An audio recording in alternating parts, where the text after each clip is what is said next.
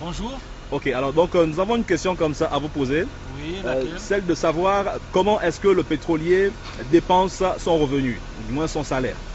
Comment est-ce que, en fait, Donc si vous pouvez apporter une critique, n'est-ce pas, objective bien entendu, sur comment est-ce qu'il dépense. Qu'est-ce que vous avez constaté dans la vie en général, dans le secteur pétrolier, et bien entendu un conseil également.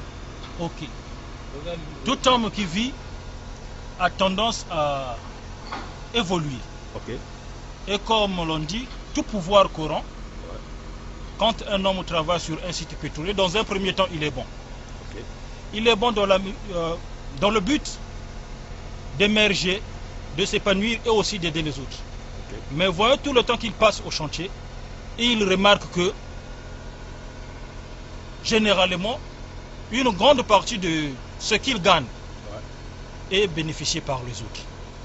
Alors, il commence à la fin, quand il finit par s'en rendre compte, il se dit, c'est mieux que je puisse dépenser mon argent sur mon corps. Mais dépenser son argent sur son corps,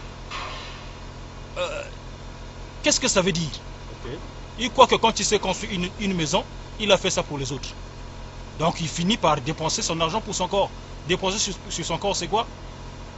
C'est manger, boire, s'amuser avec les femmes, le reste, en le peu de temps qu'il passe en ville ensemble avec les autres. Alors, est-ce que cette attitude est bonne ou mauvaise? Ok, votre avis? Moi, personnellement, je suis l'un de pétrolier. Ok. Moi, comme on dit, tout pouvoir courant. Je reviens. Ouais. Au lieu de se laisser corrompre, c'est mieux, à mon avis, que l'on soit, que l'on ait l'idée du départ. Moi, personnellement, je connais les gars qui, depuis leur arrivée ici, là, et leur sortie jusqu'à aujourd'hui, là, ils sont restés longtemps dans le pétrole. Ils ont gardé l'idée du départ, celle de servir les autres et de se servir aussi, parce que moi, je ne vois pas les autres différents de soi. D'accord. Alors, quand ils servent les autres, ils finissent par émerger. Et ce sont ceux-là, ce sont à ceux-là qu'on jette des fleurs. On dit qu'ils ont fait pas mal de choses. Mais ceux qui croient qu'ils travaillent pour les autres ne font absolument rien. D'accord. Alors, certains également disent que l'argent du pétrole est maudit. Et donc, c'est pourquoi certains pétroliers ont du mal à réussir en général. Que pensez-vous de cela? Oui, je ne peux pas dire le contraire. L'argent du pétrole est maudit. Moi, je ne crois pas. Je dis que c'est la personne qui est maudite. L'argent reste de l'argent. On doit être maître de l'argent et non esclave de l'argent. C'est-à-dire être maître, c'est quoi? Ordonner à l'argent. Et être esclave, subir les ordres de l'argent. Donc, quand on ordonne à l'argent, on en est maître et on fait des merveilles avec l'argent. D'accord. Alors, au niveau du Congo, vous êtes un professionnel dans le secteur pétrolier, vous avez déjà plusieurs années d'expérience dans ce secteur. Comment se comportent les pétroliers du côté du Congo? Est-ce que ce sont les mêmes comportements? D'abord, je veux dire que le Congo, c'est une ville où la vie est difficile. C'est pas comme au Cameroun. Avoir l'argent, c'est pas facile. Tout d'abord, tenir l'argent entre ses mains, c'est pas donné à n'importe qui au Congo. Et puis, moi j'ai toujours cru que la richesse ne réside pas dans les mains et dans la tête. À telle enseigne qu'il y a des abrutis qui gaspillent leur argent et on les appelle des pétroliers. Et il y en a d'autres qui gardent leur argent, on ne les appelle pas pétroliers, mais c'est ceux-là qui émergent. Comme on dit, pour mieux vivre, il faut vivre caché.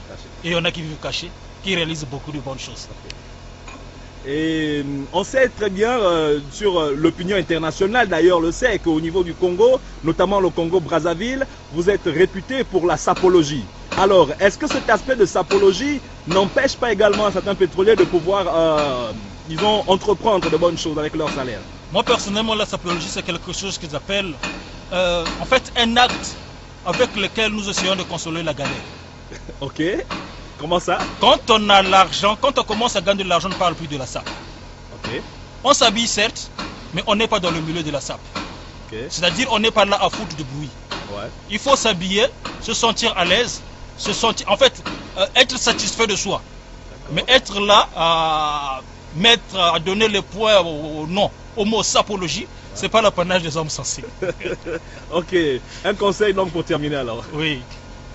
Oui, quel conseil vous pouvez donc donner, n'est-ce pas, à ces employés du secteur du pétrole quant à la bonne façon donc de gérer leurs revenus? Voilà, moi je dis, il faut être maître de soi. Il ne faut pas laisser l'argent contrôler nos habitudes. L'argent, c'est bon. On doit en avoir et on doit savoir s'en servir. C'est pas que l'argent du pétrole est maudit, non. Quand vous confessez ça, peut-être que vous-même, vous finirez par devenir maudit. Donc ne confessez pas ça. L'argent, c'est l'argent. Et ce que l'argent peut réaliser, il le réalise. Des choses bonnes ou bien des choses mauvaises. Mais moi, j'aimerais que vous réalisiez des bonnes choses. Comme ça, vous serez applaudi. Merci encore, monsieur Nant. Ok, merci à vous aussi. Okay.